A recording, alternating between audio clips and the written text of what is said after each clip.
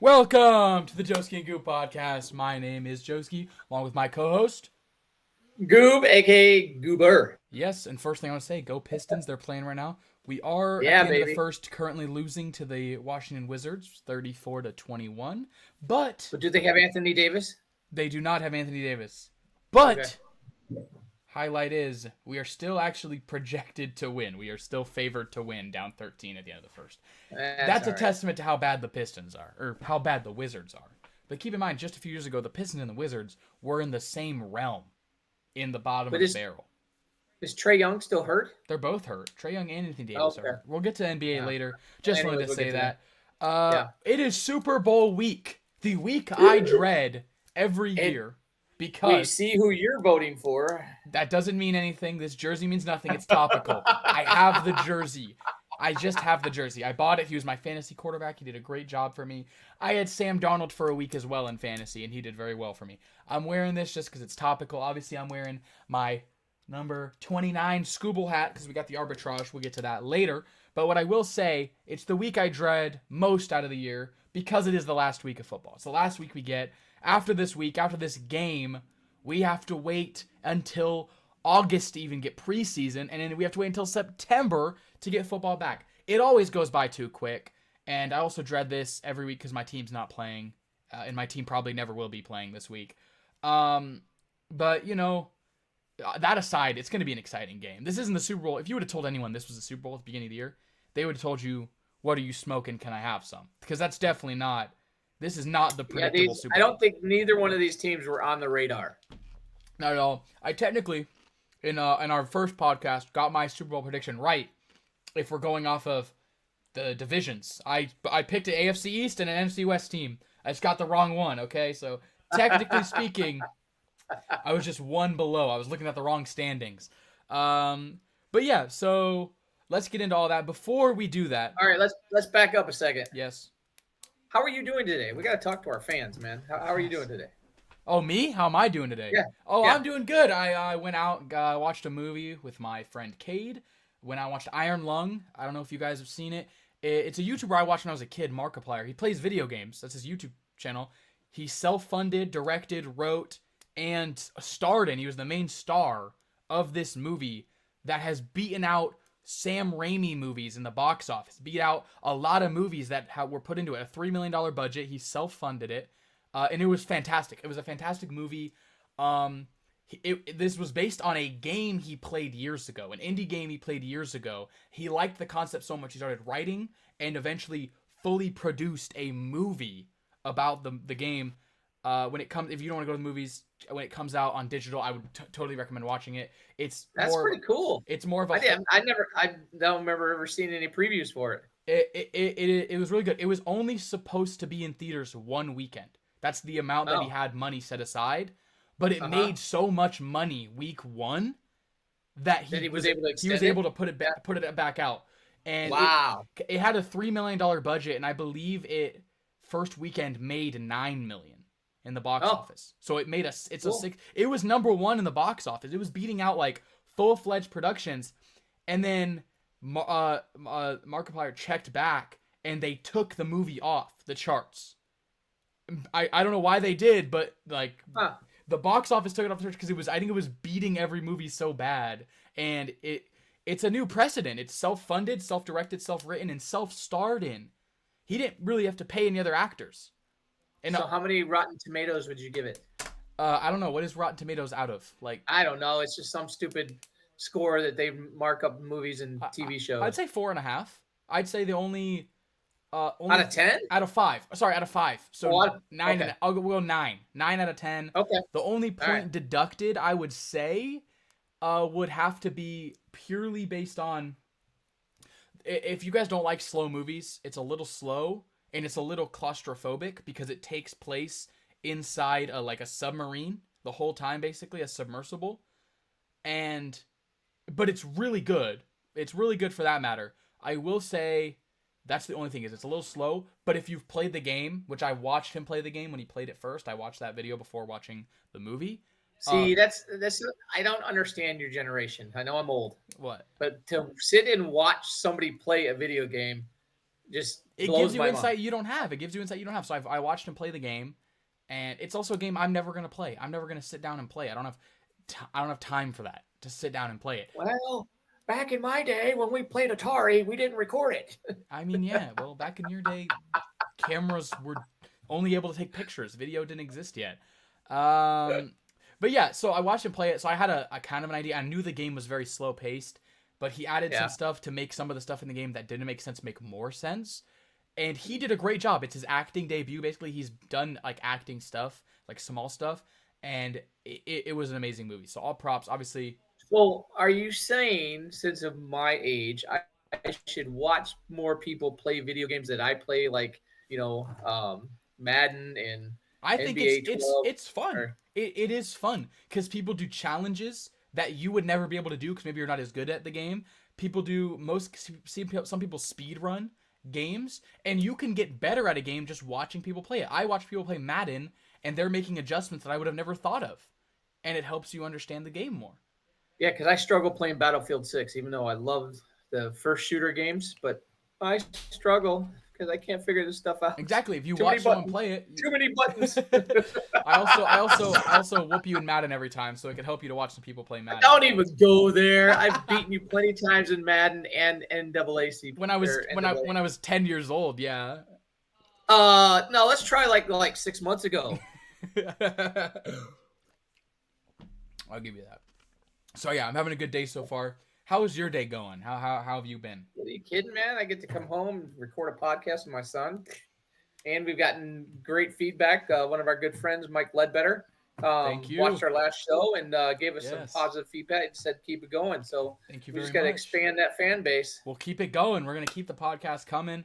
Well, we've started kind of just because life gets busy. I currently, am working 2 jobs. Working two jobs. I'm working 2 jobs currently.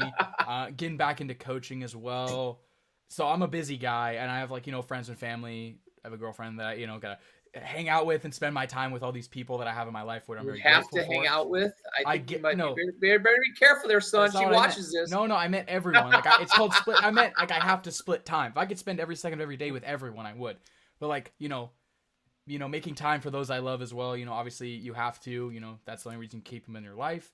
Only way you can. But we're gonna get this out. We're gonna start Tuesdays or Thursdays. If it doesn't come out on Tuesday, it's coming out on Thursday.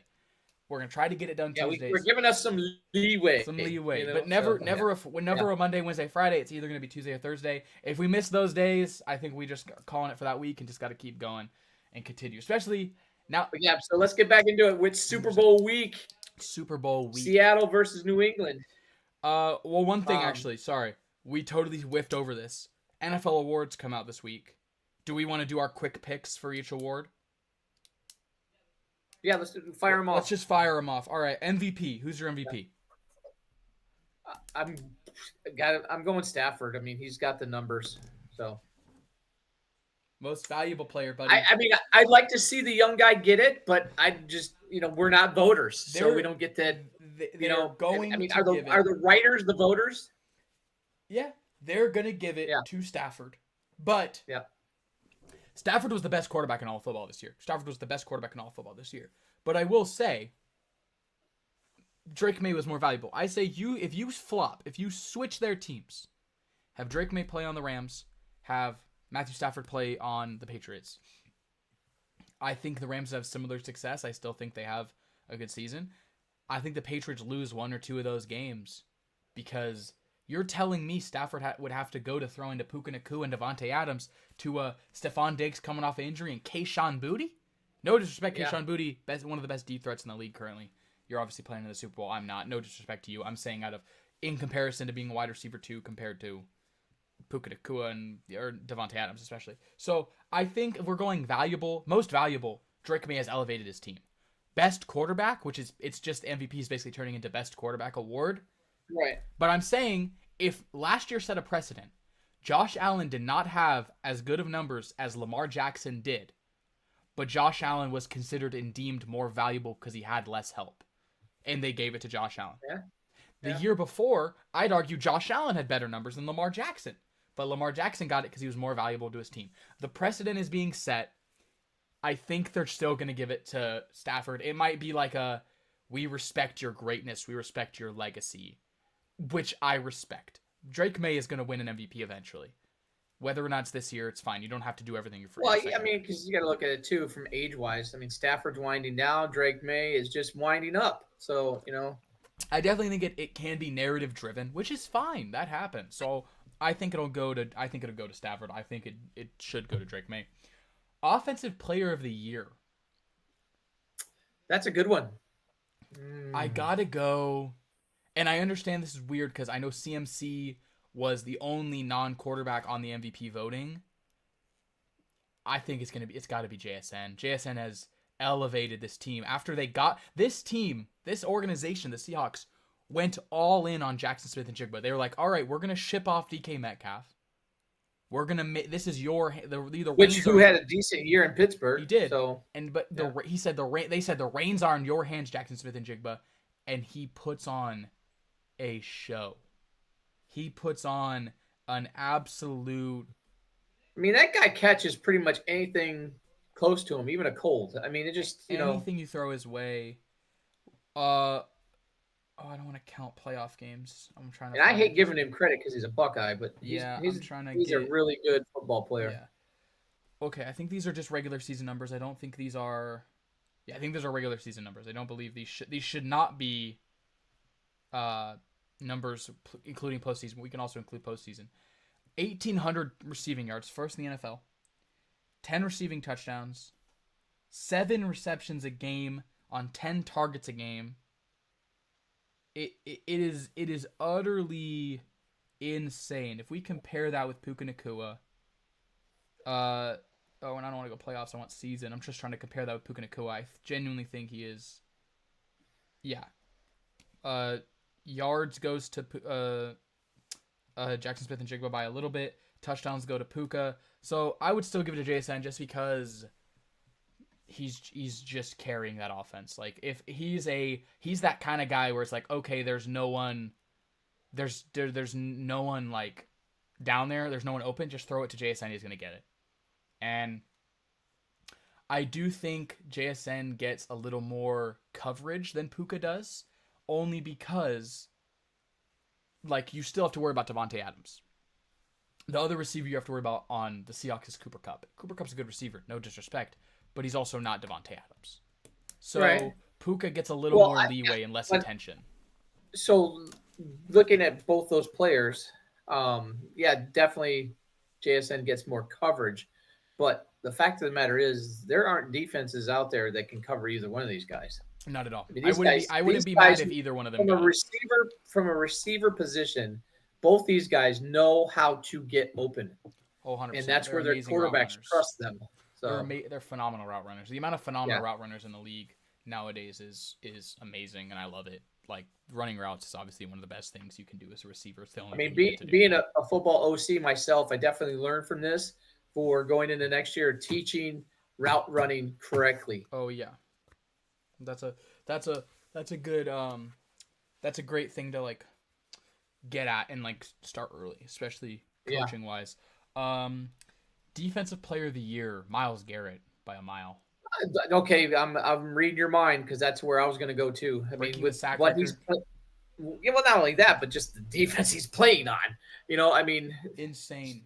And it's like most of their wins, if not all of their wins, came by shutting down the other team defensively. Oh yeah, definitely. And even though it's not many times a team that wins a handful of games has a top defender, but he's just getting there every single play, down after down, and there's no stopping him.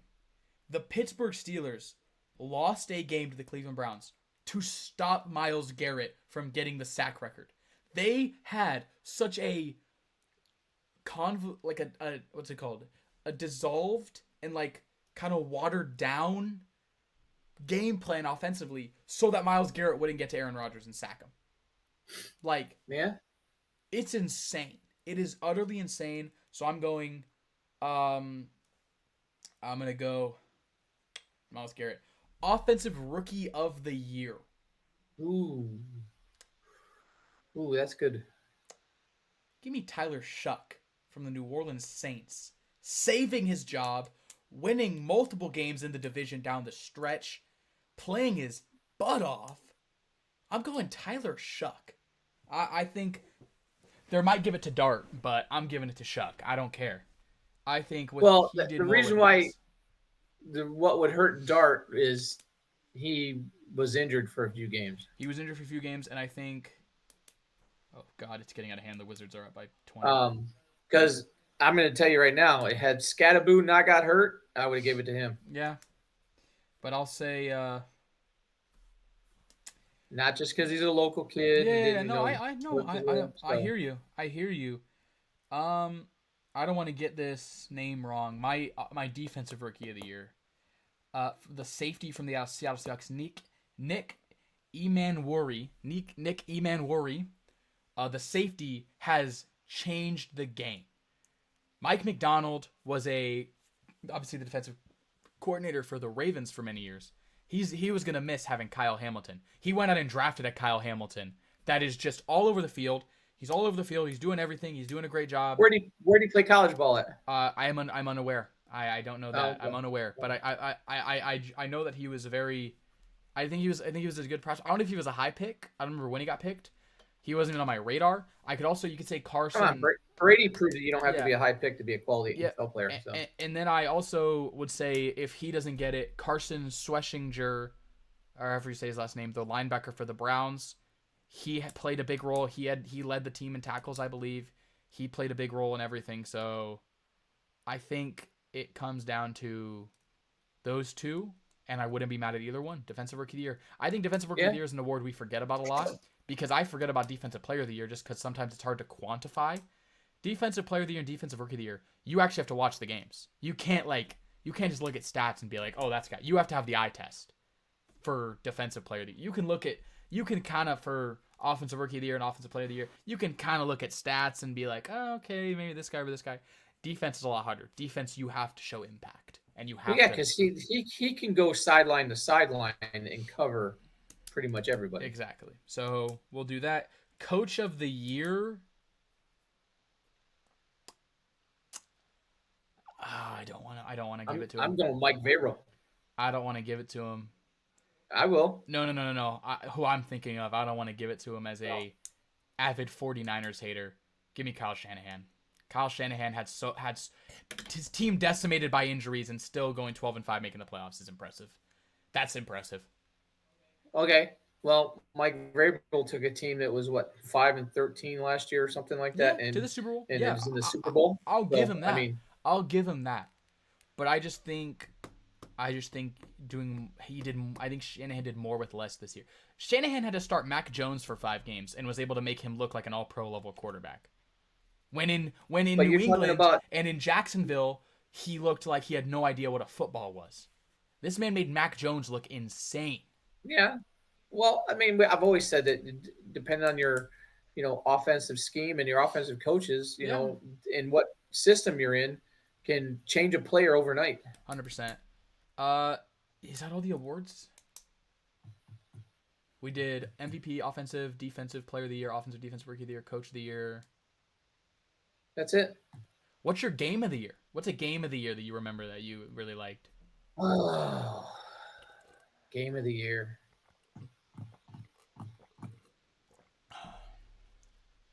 I don't know. I'm just going to say the Lions-Rams because we were there. Yeah. I have a few candidates. I'll say Bears-Packers, the overtime win with the Bears, even though Malik Willis didn't have that game. That game ended really great. Most of the playoff games, almost every playoff game was a game of the year. I'm going to go all the way back to week 1, Sunday Night Football, that fourth quarter comeback, the Bills over the Ravens, where the Bills came back and Matt Prater, after being on the team for 10 seconds, came out and kicked a game winner. We got traded some good games. The Broncos coming back and down 19-0 in the fourth quarter with 10 minutes to go, winning 33-something, yeah. That was their MO for the year. I mean, they were definitely 100%. A fourth quarter comeback team. So yeah, and some of my favorite teams from this year, just so we can appreciate the NFL season. I know we're going a little off script here, just to appreciate the NFL season. No one will forget Daniel Jones' run before he got hurt. I will always remember you, weeks 1 through 10, Daniel Jones. The 8-1 Colts shocking everyone by getting Gardner at the deadline. Getting those guys. We will never forget you. Congratulations to the 2027 Jets, who will be winning the Super Bowl with their 7,000 first-round picks. We will not forget Baker Mayfield MVP talks at the beginning of the year after they had like multiple comeback wins. What's some good moments from this season? Phillip Rivers coming back. Joe Flacco versus Aaron Rodgers on Thursday Night Football, the Unk Bowl. That was this. Well, what about Cleveland's quarterback room starting the season with all these quarterbacks and trying to figure that out? And Dylan Gabriel starting games in the big 2025. That's amazing. They even said Deshaun Watson on their roster, which was a joke. I think personally, it's been a good year. Lions started 5-1. From a fan's perspective, most definitely, you could not have been disappointed in this year, even though if your team didn't do well. We've gotten good football all year. The playoffs were phenomenal. This is one of the best playoffs since probably the 2021 playoffs when the Chiefs. There were no blowouts. There were close games. I think the last time a game or a playoffs was this good was 2021 when we had Brady's kind of last run when he almost came back against the Rams. The Rams win against the Niners. The Niners winning over the Cowboys that year. Obviously, can't forget Bengals Titans coming down to the wire. Bengals Chiefs coming down to the wire. And obviously the best game from those postseason, one of the best playoff games, one of the best games of all time. That Bills Chiefs overtime game, the 13-second game, the Gabe Davis 4-touchdown game. Like, I firmly believe that this was one of the best seasons we've had, and my team sucked this year. Even though a winning record is good, but my team on paper was not as fun to watch this year. I would rather have the 2022 9-8 season where we start 1-6, all hope's gone, and then we win a bunch at the end. Win a bunch at the start, and then lose all hope at the end. But I digress. This is just me appreciating what we got this year while we have it, realizing it's not going to be here forever. Football's not going to be here forever. Every season. It ends. Yeah, I mean, it's that time of year where we're picking up, basketball's going to be good down the stretch. College basketball. We're going to have March Madness next month. We get the World Baseball Classic. We get the World Baseball Classic, which I'm so excited about now that I watch baseball. We get the Olympics. We get the hockey break, the NHL hockey Olympic break, and then right after that, when we're done with that, March Madness. MLB starts up again. We get to watch this Pistons team go to the playoffs. We get to watch them make it to the playoffs. We're going to watch them win the finals. And then we get to go watch the Tigers. Yeah, but I heard something today, because the Pistons already got a 5-game lead in the East, that the so-called experts in Vegas are saying now because Cleveland picked up Harden that they're predicted to win the East. We'll see. We'll see how they work well together. Harden's kind of a cancer. Anyways, we'll get into the Pistons in a little bit. We'll get into the Pistons. We'll get into. All right. So let's talk about it. What's your Super Bowl pick? Oh, we'll get to that at the end. Let's preface this. Super Bowl 60, a rematch of Super Bowl 49, the greatest Super Bowl to ever happen. They should have given the ball to Marshawn on the 1-yard line. Guarantee you they're not going to do it this time. Seattle are 4.5-point favorites. That's a specific number. That doesn't happen a lot. In Super Bowls, it's usually 1.5, 2.5. This is one of the biggest Super Bowl spreads we've seen in a while. And almost every time over the last 20-something years that a team has been a 4.5-point favorite, the team that is the underdog has covered almost every time. We're in for a close game, folks. I don't think everyone realizes that. We're in for a close game. So I think we're going to have a low-scoring game. I don't think it's going to, because I think both defenses are – have kept each team in the season. Unless it breaks open, in the fourth quarter. Yeah. I just see it being a close game. I think it's a 48.5-point total. I think it goes under that, and I think I think both teams score on their opening drives, field goal or touchdown. But then the opposing defensive coaches on both sides adjust, and then we go from there. I don't know how Patriots are going to generate a running game. This game will be on Drake May to win. And this game will be on Sam Darnold to win. Kenneth Walker's not going to go for 100 scrimmage yards again. Well, so let's talk about that for a second. So, in my view, Sam Darnold could win this game if we get the Sam Darnold who has been consistent. If New England's defense can rattle him early and cause him to make mistakes, that's going to be the Seattle downfall. Yeah. And they get pressure pretty well. They do well at getting pressure. But what I will say,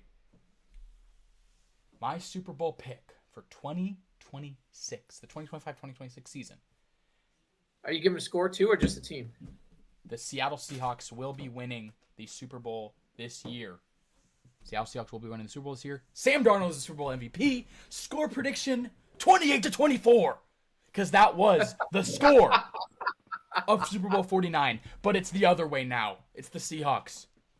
I heard something today. I put that in my notes. Seattle wins. New England covers. Okay. So I heard something today is you could place a bet on if Seattle's on the 1 yard on New England's 1 yard line, will they throw a pass? They will. They probably will. They probably will. They'll say screw you. We have JSN. The best. I think the best receiver. I think that's who they threw it to. The best receiver that the Seahawks had in 2014, 2015 was Doug Baldwin. Doug Baldwin, put some respect on his name. One of the best slot threats. They had Jermaine Kearse that game, who had that insane catch to get them down there. What's that one guy's name? Something Thomas, something Michael. Was that the catch off his chest? That was the one where like he caught it. It like went like all over, and then he caught it, and he caught it again. We'll pull that up. We're not pulling it up to show you guys. Sorry, we don't have that technology yet. And then, oh my goodness, what was his name? Number 13. I don't remember his name, but if you guys can remember the name of number 13 on the Seahawks, I'm moving this back real quick. It's the Pistons, because we need all the luck we can get. If you guys remember number 13 of the Seattle Seahawks on the Super Bowl 49, I'm gonna be so stupid. I'm gonna put it in the description. I'm gonna look it up and put it in our description for the podcast. Yeah. So I think the Hawks win it, and I think they cover. So I think the Seahawks cover the spread. I'm not gonna disagree with you. I think it's just Seattle's time, and my biggest reason, because it all ties back to Michigan, is Mike McDonald was our DC under Harbaugh, and we did very well with him. And I think he's proven to be a quality head coach. True, and either way, though, you can't really win this game, because either way, an Ohio State guy's getting it. Travion Henderson on the Patriots was an Ohio State guy, and that's the reason why I can't. I mean, as much as I like Vrabel, I can't root for him. So, stupid suck eyes. Yeah. But yeah, right. No, I'll say that. I'll say, yeah, we both are in agreement. Seattle will win this game. Do what you will with that. If you agree, let us know. If you disagree, then you're wrong. Simply. All right, so we're going to go into coaching carousel. So, as we knew last time, the Giants pick up John Harbaugh, which was a good pick for them. Amazing pick. Baltimore got Jesse Minter, the former DC from the Chargers, which he didn't he coach at Baltimore under John at one time? Yeah, I think so. Yeah, because then he went to Michigan. So quick question for you. Now that Jim Harbaugh has lost his DC, do you think this is going to affect their defense next year? I think the Chargers finish last in that division next year. Behind the Raiders? Clint Kubiak is going to do wonders with Fernando Mendoza. Fernando Mendoza has the skill set of Darnold and is better. And Kubiak's going to be able to take advantage of that. Okay. And Kubiak understands this year the importance of an O-line. Yeah, and then so Atlanta picked up Kevin Stefanski. Yep. That's Cleveland. That's a Tennessee Tennessee got Robert Saleh from the Niners. We'll see how that works out. I mean, maybe it's a better situation than New York. So I'll get to that. So then we hit Las Vegas. They got Clint Kubiak. That's a great home run hire. Because he's the Seattle OC currently. So Buffalo, they didn't go out and get anybody. They just promoted their OC, Joe Brady. My prediction: next year they will lose heartbreakingly in the AFC Championship instead of the divisional round. Congratulations. You bought yourself one more week, Buffalo. Miami picked up Jeff Haley, the Green Bay DC. That could be a good hire. And now this one kind of just blows my mind, is Pittsburgh picking up Mike McCarthy. Oh my goodness. In his resume, it's the same as Mike Tomlin's. He's got 60.8% win percentage as a head coach. And he's got one Super Bowl. They went out and got Mike Tomlin again. They went and got Mike. what is Pittsburgh thinking here? They're like, oh well, we had Mike Tomlin for 20 years. Let's get Mike Tomlin, but fat. Like I don't know. What did they think was gonna happen? Like, I don't know. it's a guy who's riding off the Super Bowl from over a decade ago that maybe gets a winning season every year, but then loses in the playoffs. You just had that for 20 years, and now you're doing it again. Like we talked with Hal, but it's not we talked with Pittsburgh. Josh. Yeah, but it's not Pittsburgh's fault. Mike Thompson resigned. Yeah, but then you go out and get the same version. You go out and get the same coach. Yeah. We were talking with, maybe this is the last ditch effort to get Rodgers to stay another year. We were talking with Joshua Howe on a podcast we had a few weeks ago, putting the right man in charge, and they didn't do that. They did exactly what we said not to do, which is put the wrong man in charge. Well, because you look at some of these teams and some of these names we've listed, they're coordinators that have been moved up to head coach.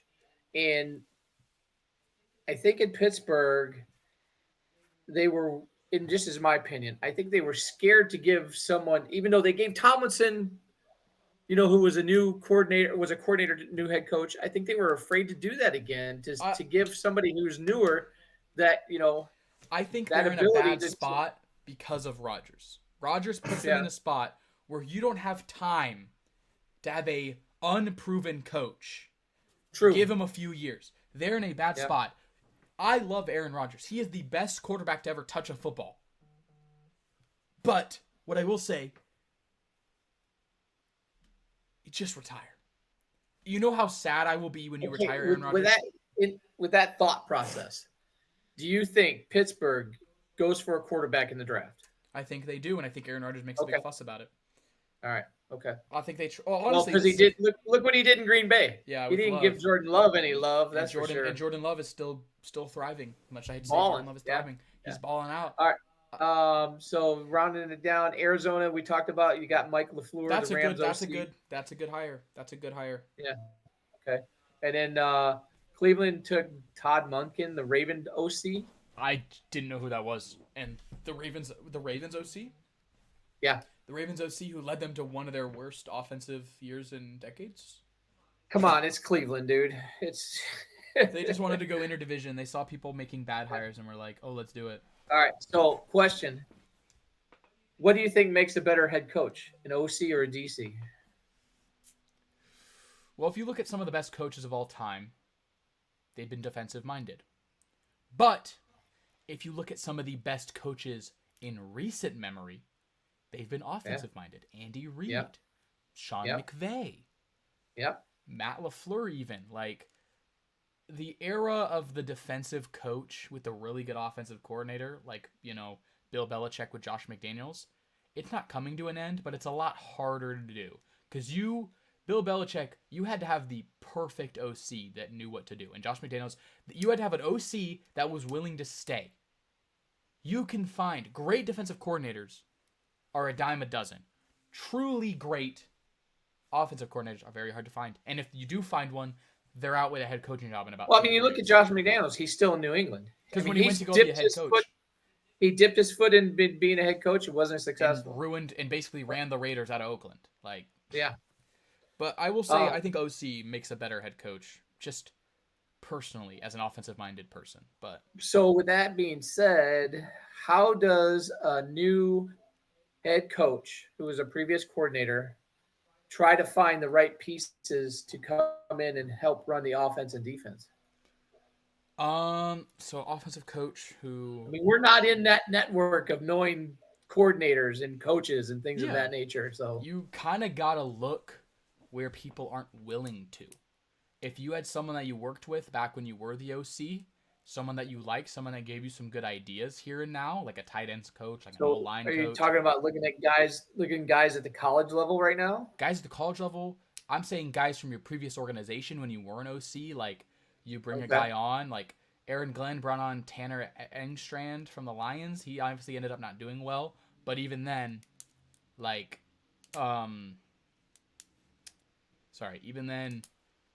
it's still like you still are getting someone that you know. So I would say someone that you know and someone that you've coached with, so you work good together, or even you could even go the route of a head coach that just got fired.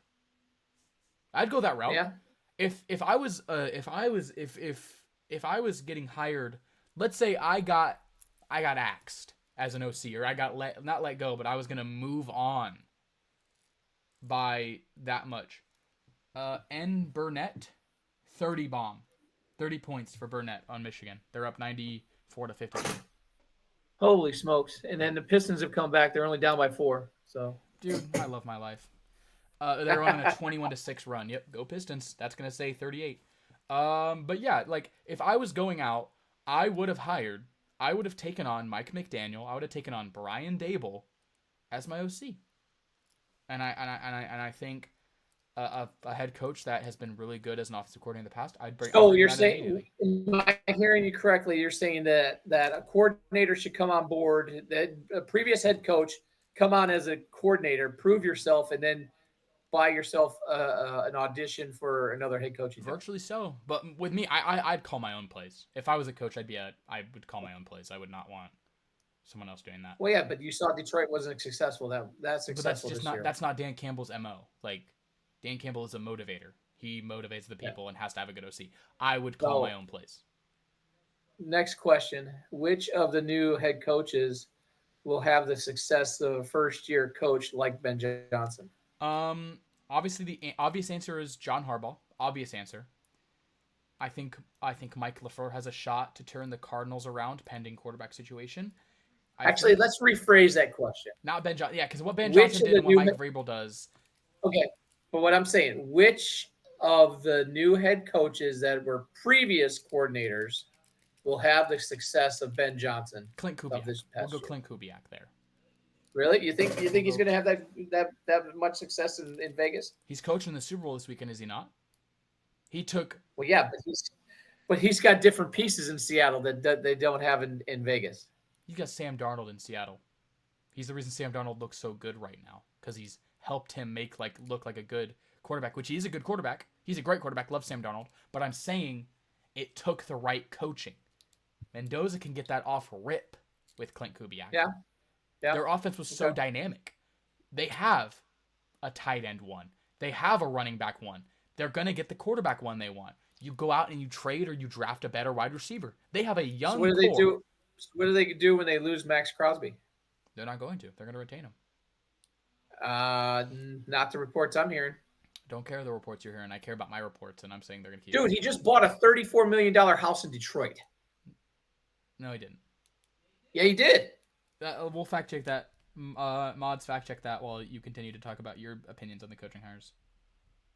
Well, I think Are we fact checking that, Mods? Let's check this out. I think Mike LaFleur probably will have a great turnaround year in Arizona. Even though I'm a Vegas guy, I'm not so sure about Clint Kubiak, but we'll see. I mean, time will tell. But I think the guy with the most success next year will be John Harbaugh, just for the fact that of his coaching experience and who he's bringing with him, and plus the players he has currently in New York. I mean, I'm gonna call it right now. I say New York wins the NFC East next year. No.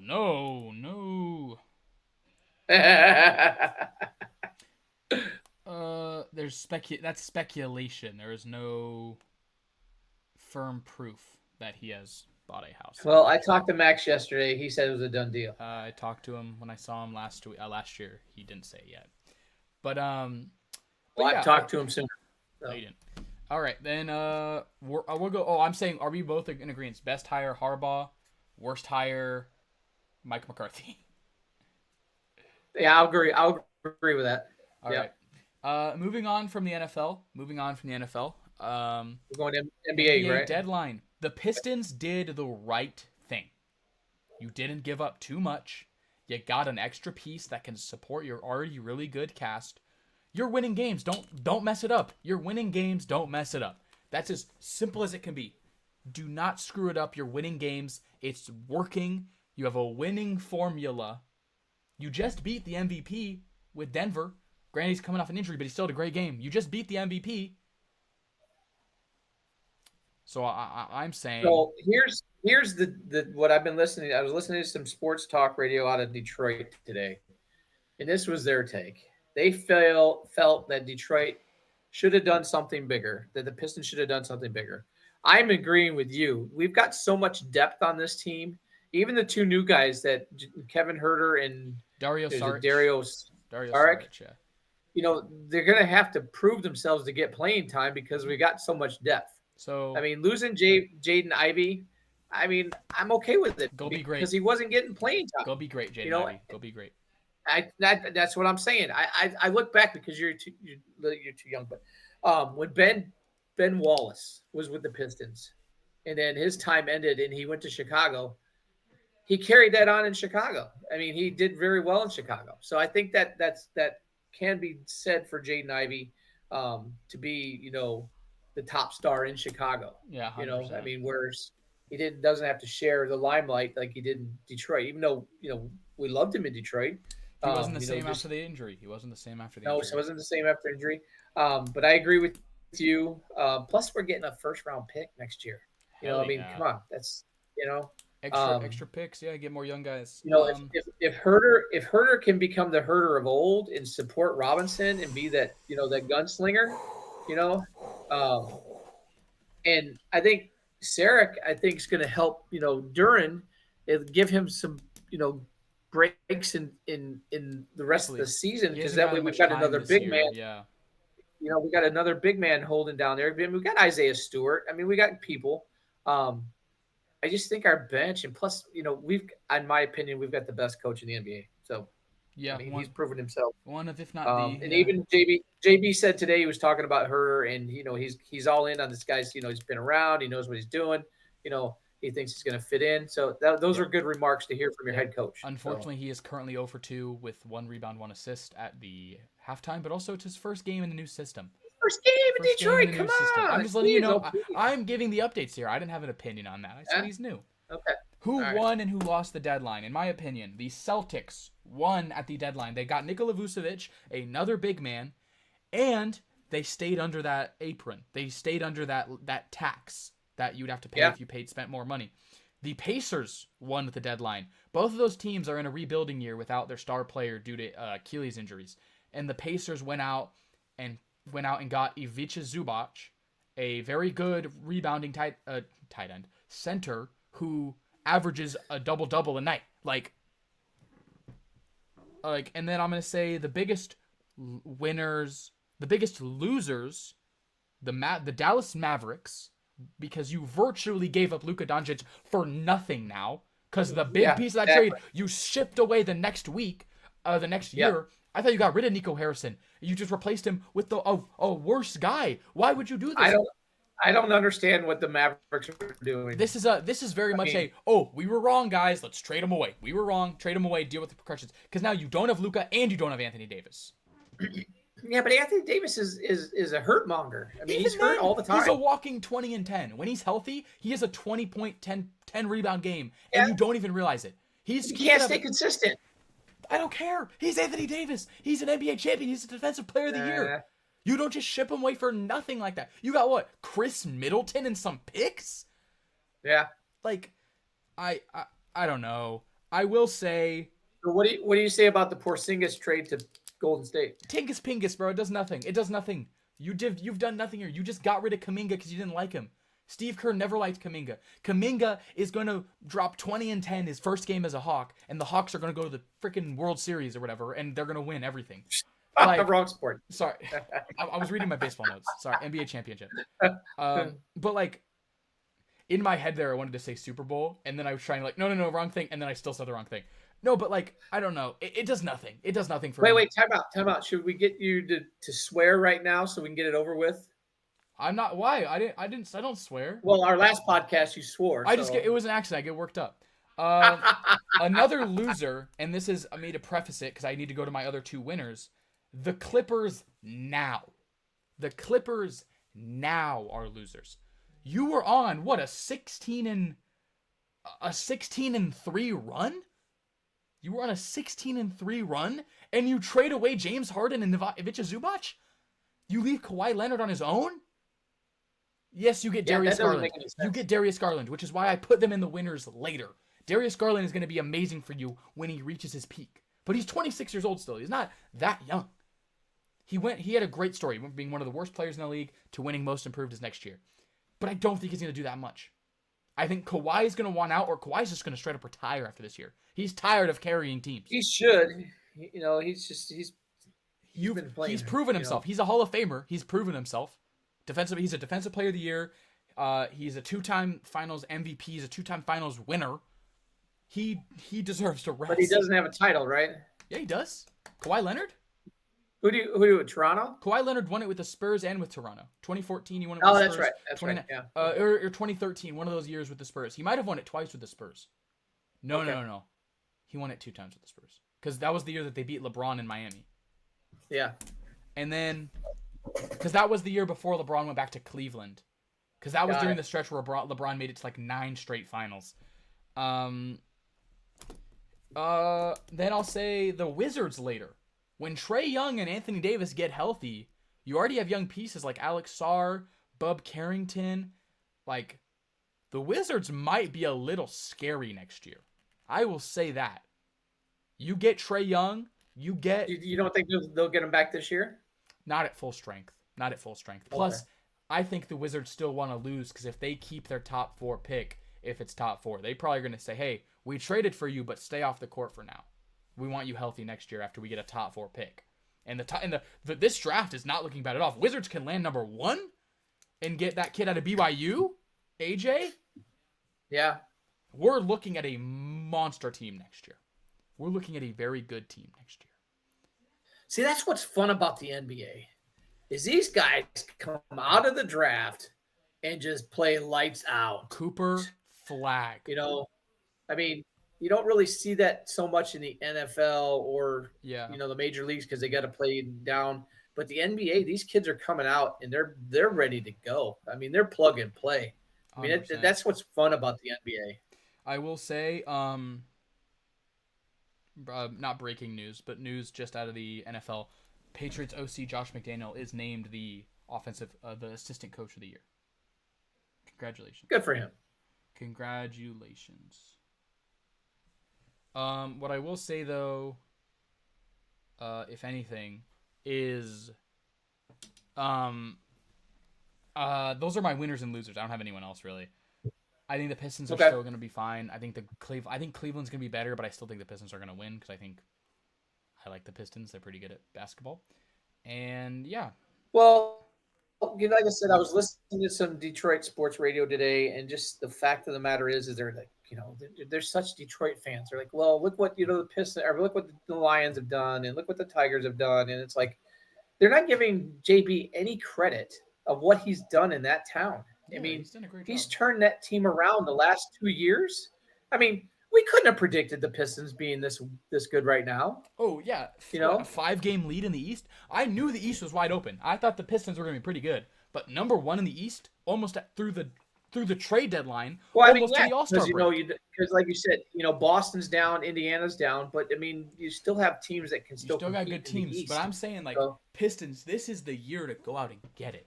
I don't care what they say. If the Pistons win and people discredit it, look what they've done to the West Coast teams they played. I mean, we beat Denver twice. So yeah, take that belt.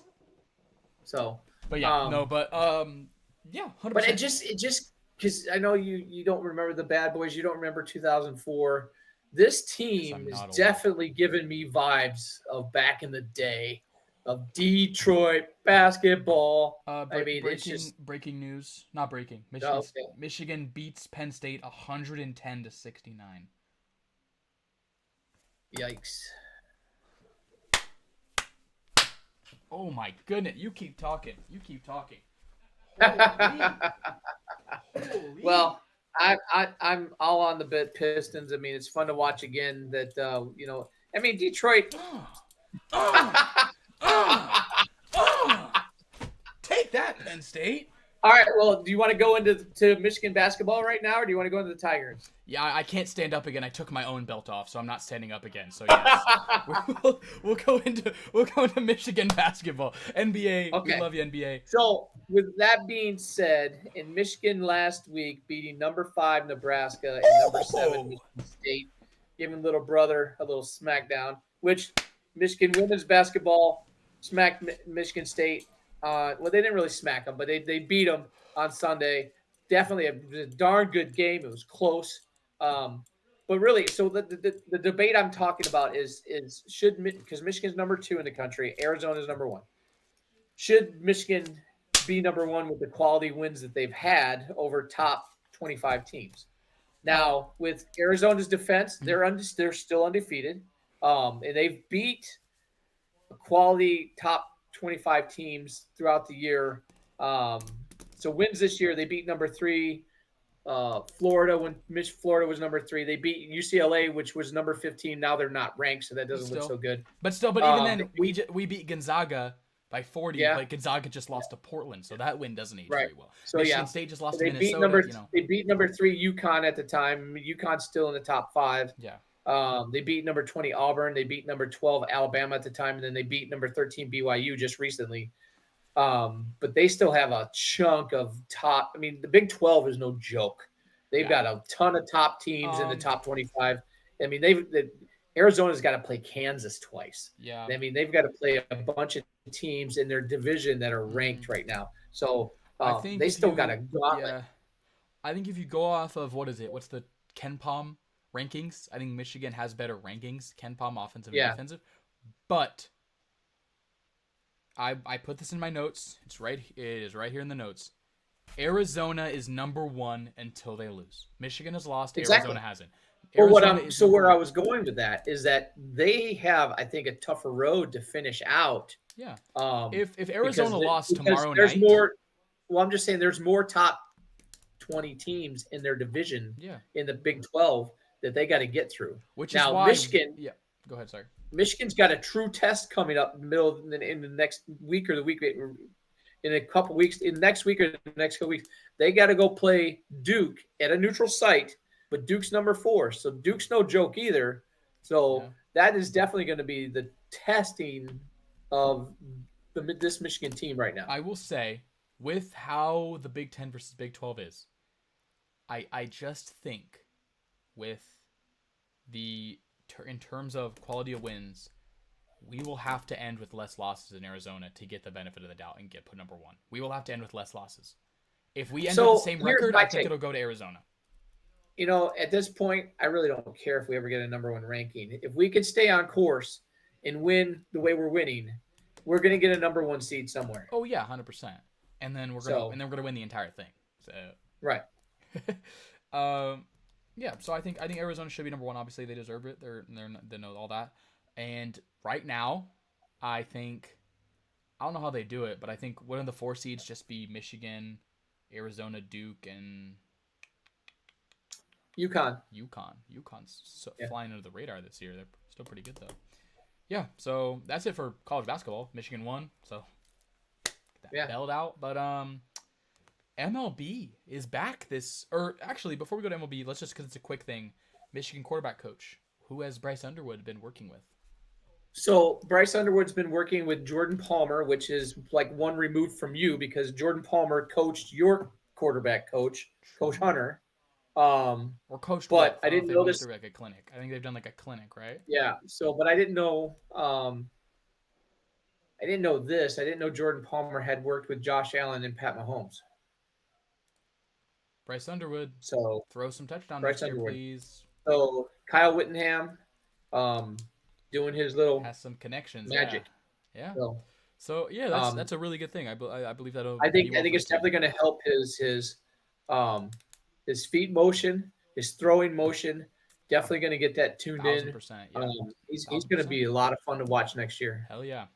Let's go over to the MLB to end our podcast. Yes.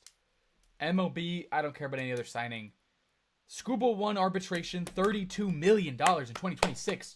And he deserves it. I don't know what the Tigers are thinking, money. Man. Illich family offering him $19 million. So I'm going to talk about that for a second. I'm telling you right now, if Mike Illich was still alive, we wouldn't be dealing with this crap. Mike Illich knew how to win with the Red Wings, knew how to win with the Tigers. He paid players. Bottom line. So, but speaking of paying his sons or whoever's running the show need to get on the boat, man. Speaking of paying players, though, the best free agent left on the market Framber Valdez, 32-year-old pitcher was in Houston last year. Most famous for trying to kill his catcher that one time, but we don't talk about that. Valdez signing 3 years, $115 million. So why? So where are they getting the money to pay that, but they won't pay Skubal? This tells me no. I mean, I'm happy we're signing. Yeah, don't get me wrong. I'm happy we're signing. Everyone's saying it. Everyone's phrasing it like that. But let me offer you something. Let me offer you a little tidbit. Okay, I'm listening. Everyone's phrasing. I'm listening. Let me offer you a tidbit. We're spending big right now. We're spending big right now. We had the arbitration a couple months ago. Maybe we had a change of heart. We're like, we're gonna have to pay Skubal anyways. Let's go out and get another ace for him. Let's go out and get some pitching help, so he doesn't have to do everything himself in a playoff series. And they're gonna extend Skubal. They're going to extend. Mark my words. If the Detroit Tigers are first in the AL Central at the deadline, we will not be dealing Skubal. We will keep him and we will extend him. If the Detroit Tigers do not trade Skubal by the deadline, if we're in a good spot, we do not trade Skubal by the deadline to try to get some value, we will not let him walk. If you let him walk out of the office without even trading him at least, what are we doing? What are we doing? Well, that's what I've been saying. So I say, I mean, the fact of the matter is have we gone out and picked up any bats? I mean, we got to have some offense to support these pitchers. Our bats are good enough. We have such a good bullpen. We can score 2 runs a game. We can score 2 runs a game. Yeah, but the thing is, I don't know how well our minor league stats are going. Oh, pull up Kevin McGonigal, pull up Max Clark, rookie of the year candidates. We have 2 top 10 prospects. Kevin McGonigal at AAA, they're probably going to move him up. He's probably going to make the opening day roster. Him and Max Clark need to make the opening day rosters. They need to be in Florida right now. They need to make the opening day rosters right now. And then the Skubal arbitration screws over. What is arbitrage? I don't know. I thought that was the word, arbitration. This screws over the Pirates. Because then Paul Skeens probably gonna have like $40 million in our arbitration next year. Paul Skeens is gone at the deadline. Paul Skeens, you are a Los Angeles Dodger. Paul Skeens, you are a New York Met. Paul Skeens, are you a Detroit Tiger? I was going to say, what about Detroit? Paul Skeens, are you a Detroit Tiger, Paul Skeens? Let's see if they get along during the World Baseball Classic. Maybe he'll be like, come to Detroit, buddy. Where does the Tigers rotation rank among rotations in the league? We're talking, you got to face Skubal, Valdez, Flaherty, Mize, Reese Olson, Jackson Jobe, even. He's coming back from Tommy John. Hopefully never Chris Paddock or Charlie Morton again. Hopefully those guys stay far, far away from the city of Detroit. Then, when they get out, you got to face Troy Melton. You got to face Tyler Holland. You got to face Kyle Finnegan. You got to face Daniel Jansen. You got to face Will Vest. I'm saying top 10. I think this pitching rotation is top 10. When Skubal is at his best, top 5. Skubal playing at his best, top 5. I would say, what are you talking about? I was going to say top 5. Top 10 when Skubal's playing at his best, top 5. Skubal has his days. I'm saying without Skubal, we're top, because you can't really judge a rotation by its best pitcher. Because I would say without Skeens, the Pirates rotation isn't that good. You put Skeens in it, they're a top 10 rotation just because of how good he is. But I'm saying without, like, overall, top 10. We're looking at every talent averaged out, yes. Why don't we go to Pittsburgh and kidnap him? I don't think that's legal. Oh, okay. Sorry. That's just an idea. I know, it's okay. But yeah, so prediction for the Tigers next year, as of right now, I think we can do pretty well. I think we can be in a similar position as our Pistons. Well, we're going to definitely compete. Always. We are in a very easy division. We do play the Twins and the White Sox and the Royals a lot. Guardians are our only real trouble, but even if they win the division, we'll beat them when it matters most, like we did last year. Are they going back to the Indians? Probably not. Don't. Yep. Editors, let's cut this out. Editors. I'm kidding, obviously. I wanted to say this because this is we were talking about Markiplier earlier. We are self-funded, self-produced, we write everything ourselves. We have our own words. We are self-distributed. So if you're new and you're watching the podcast, you made it all the way through, support us not even, we don't ask for money. We don't take donations. We're asking for you share the podcast, you subscribe on YouTube, you follow us on Spotify, listen to it a few times, even having it Give us running on your feedback. computer. Give us feedback. Comment. There's comments on YouTube. There's comments on all that. If you know us personally, reach out to our socials at Joski and Goob on almost every social that you can reach out to people on. So let us know how we do. We're self-made. We do everything ourselves. This is our own setup. Everything in our setup we've paid for. Self-made. Maybe not the shirt. We don't make our own shirts. I do my own embroidery on my hats. All the hats you see, I do my own embroidery. Okay, where is it at? I do all my own embroidery on my hats. But yeah, he's got a little sweatshop in the basement we use. We don't say that. Do not say that. No, that does not have. Oh my goodness, editors, cut this out, please. Can we pull that up? Can we pull up the part? Oh God, we haven't even gotten famous yet. We're already done. We're already done for. All right. Thank you guys so much for joining us for the Joski and Goop podcast today. That is all we have for you. We will see you next week.